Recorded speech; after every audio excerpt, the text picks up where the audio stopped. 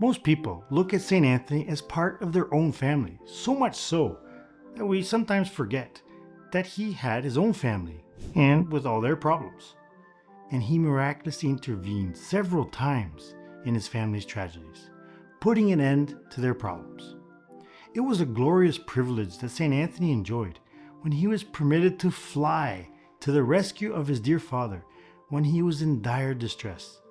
Not once, but on 2 separate occasions. Now, brother, did you say fly? Yes, you heard me right. Fly. Now, you must be scratching your head. There were no airplanes in the Middle Ages. How could St. Anthony, who lived in Padua, Italy, fly to the rescue of his father who lived in Lisbon, Portugal? Perhaps you may have heard of one case, but the second case involving his father is practically unknown. But what is more unknown is how these 2 episodes can be related to your family life. Well, no worries. Let's enjoy these amazing episodes in the life of St. Anthony, and then, with my trusted magnifying glass, we will find the solution to our own family problems. Well, everyone knows a lot about St. Anthony, Catholics and non-Catholics alike. But who were the privileged parents of this great saint? St. Anthony was the son of Don Martino de Bouillon and Dona Teresa Távora, who were both of ancient lineage and of noble birth. Don Martino and Dona Teresa lived in a magnificent palace close to the Cathedral of Lisbon. St. Anthony's baptismal name was Fernando. He was born on the feast of the Assumption of the Blessed Mother and baptized in the shrine of Our Lady of Pilar in the cathedral. Anthony was the religious name that he had chosen in honor of St. Anthony of the Desert when he joined the Franciscans. But more about that later on. Anthony's father, Don Martino, descended from the illustrious Godfrey de Bouillon, a very virtuous man who led the first successful crusade, and also he was the first Frankish king of Jerusalem. St. Anthony was also the grandson of Vincenzo de Bouillon, who followed King Alfonso I in his campaign against the Moors, and who, in recognition of his deeds of bravery on the battlefield, was made governor of Lisbon. This high office became hereditary in the family of the Bouillons. Thus, St. Anthony's father held this high office of governor of Lisbon and also enjoyed the favor of the king. Unfortunately, things would take a sudden tragic turn for the family. And the worst part was that their eldest son, Fernando, now lived as a friar in the Franciscan community in distant Padua, Italy. But before we enter into the issue of this family, I would like to communicate something to our family.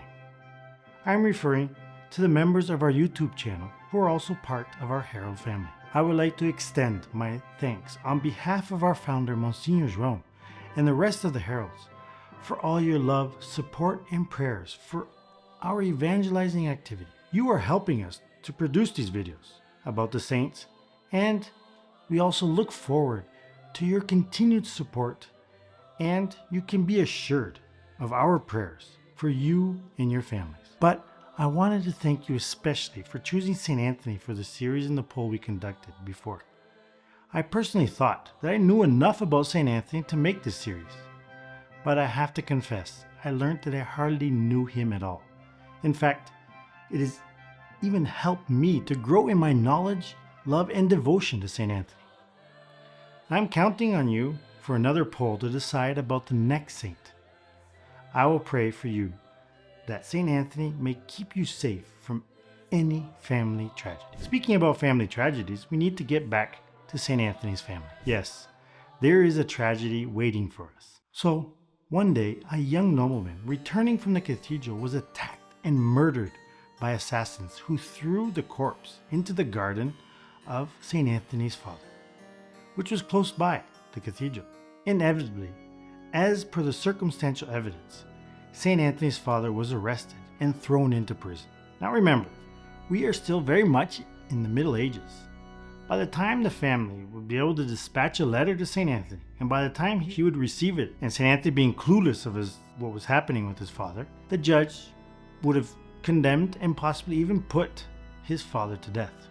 It was a living nightmare for his father and his shattered family. However, God never abandons his saints and their families. God miraculously revealed to St. Anthony the fate of his poor father. St. Anthony, having the gift of discernment of spirits, like so many other saints, knew perfectly well that his father was innocent. St. Anthony so desired to go at once to his father's rescue, so he asked permission from the superior of the monastery in Padua, who must have shown no small surprise at the saint's secret knowledge of distant places. And also, St. Anthony was the provincial at the time, and he didn't need to ask permission from the superior of his monastery. All he had to do was just inform him. But St. Anthony never forgot this exercise of humility, for he was meekness personified. Having received permission to go to Lisbon, he began his weary journey barely knowing when or how he was to reach his destination. And worse still, St. Anthony never knew whether he would arrive in time to rescue his father from a possible death sentence that was hanging over him like the sword of Damocles. St. Anthony, filled with hope and perfect trust in God and our Blessed Mother, suddenly found himself miraculously transported to Lisbon. The trial was in progress, and St. Anthony at once entered the courtroom, and presenting himself before the judges, who were dumbfounded with amazement at his sudden entrance. He then asked the judges permission to speak in defense of his father. He declared that his father was innocent. But where is his proof? St. Anthony replied, "The murdered man shall be a witness as to the truth of my testimony." Now the whole court was buzzing with excitement and expectation. Never before had something so bizarre happened in these courts. St. Anthony led the way to the victim's grave, followed by the awestruck judges and an excited crowd of people. He commanded that the grave be opened, and when it was opened and the body was uncovered, St. Anthony, addressing the dead man with an angelic and majestic voice, commanded him in the name of God to answer whether Martino de Bouillon was his murderer. There was such a silence in the cemetery that you could have heard a pin drop. Everyone froze in place, with their eyes fixed on the corpse. And then everybody's eyes almost popped out of their sockets, when to their disbelief and shock, the dead man came back to life, getting up in his funeral clothes to a sitting position, and raising one hand towards heaven, the man declared in a loud and clear voice that Don Martino was innocent. Then, turning to St. Anthony, he begged absolution from an excommunication under which he had died. No sooner had St. Anthony absolved the nobleman than he sank back into his coffin and became a corpse again. Then the bewildered judges begged St. Anthony, please, to reveal the name of the murderer. And he replied, "I come to clear the innocent, not to denounce the guilty." In any case, we know that if the murderers managed to escape from the hands of human justice, surely the justice of God would catch up with them sooner or later. But after all this traveling, St. Anthony only missed 2 days in his monastery. How is that possible? We don't know for sure, but either his angels carried him from Italy to Portugal and back, or he bilocated. What is most impressive, though, is that St. Anthony's family was extremely protected. Is it just because their son was a saint? Not really. There is more to it than that. My magnifying glass has the answer. But before I can get to that, I can't help but to tell you about this other amazing episode where St. Anthony outdoes himself with his father. On another occasion, St. Anthony's father, who was the administrator of a considerable portion of the royal treasury, the king's personal wealth, delivered a large sum of money into the hands of some of his subordinates, who neglected to give him a receipt. Some months later, when he was putting together his accounts, he remembered that he had no receipt for that sum of money that he had given to his subordinates. And when he asked for a receipt, those who had received the large sum of money falsely denied any knowledge of the transaction. In reality, it was a plot of his enemies to ruin him. While Don Martino was standing before his shameless accusers in despair of proving his case, St. Anthony suddenly appeared at his side, and gazing severely at his father's accusers, he told them the exact hour and the very place where he had received the money. St. Anthony even described the different coins in which it had been paid, and he demanded a full receipt to be issued to his father. As soon as his accusers had handed his father the receipt, St. Anthony disappeared once again, leaving his father extremely relieved and grateful. So why was St. Anthony's father so well attended by his son? Time for my magnifying glass. It is because, number one, St. Anthony entrusted his family to God. And number two, his father gave up his son to God. Imagine what a wonderful son St. Anthony could have been to his father if he had remained in the world instead of becoming a religious. But Don Martino is not known to have put any obstacles to his son's vocation. And that is why God miraculously provided for him. When we are generous with God, God is generous with us. I, Brother Vincent, am a witness to this. You have no idea how my mother and father have been miraculously protected and provided for because they gave up 8 of their 9 children to religious life. But does that mean that you who are watching have to give up your own children? Well, not exactly. Of course, if it is the will of God, yes. But I'm going to show you an easier way.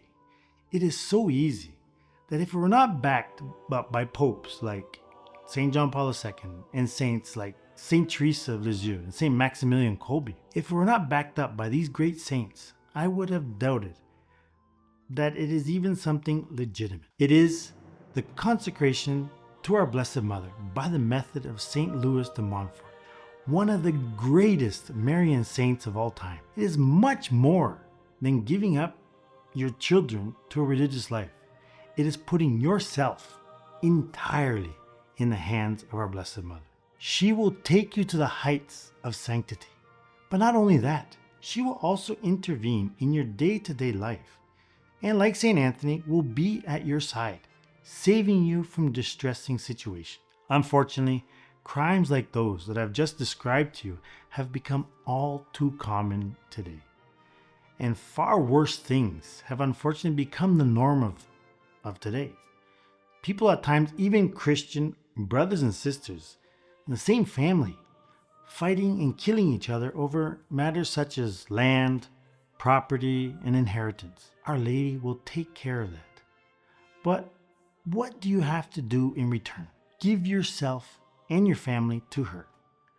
I have heard so many cases where innocent Catholics were made scapegoats in their workplaces, and unfortunately, besides losing their jobs, some of them even were sent to prison for crimes that others have committed. Even in these cases, our Blessed Mother will find the best solution. Also, doing business or making financial transactions or investments today has become extremely risky. Financial frauds and scams have become a daily affair, and we hear about them almost every day. And it's a real tragedy when honest people or naive or elderly lose their hard-earned money, their labor of an entire lifetime in a few minutes. No matter what precaution and security measures that people take, the thieves and the scammers are becoming smarter and smarter by the day. Our Lady will take care of this too, just like St. Anthony took care of his father. But the most precious treasure that God has entrusted to us is not gold, silver, precious stones, or even money. It is our immortal soul. As St. Teresa of Avila used to say, we have only one life and one soul. If we lose it, we lose everything. If we lose our soul, we lose our greatest treasure, which is God Himself, and an eternal bliss in heaven. But with this consecration, Our Lady herself will defend you as her own child and will ensure that the devil doesn't rob you of the merits of your good works. These are not my ideas. It was St. Louis de Montfort himself who made these remarks. So click on the link in the description to find out more about our next consecration course. Our Lady is waiting for you. Please don't disappoint such a good mother. She will take care of the whole entirety of your life in its ups and downs. And in the end, she will take you to heaven, like she did with St. Anthony. Remember? Oh, I forgot to tell you the story of St. Anthony's conversion. You know that he too converted, don't you? He wasn't always a saint, but what an adventure that was. I don't know if any modern adventure story is as exciting as this incredible tale, but more about that in the next video. So God bless you and Salve Maria.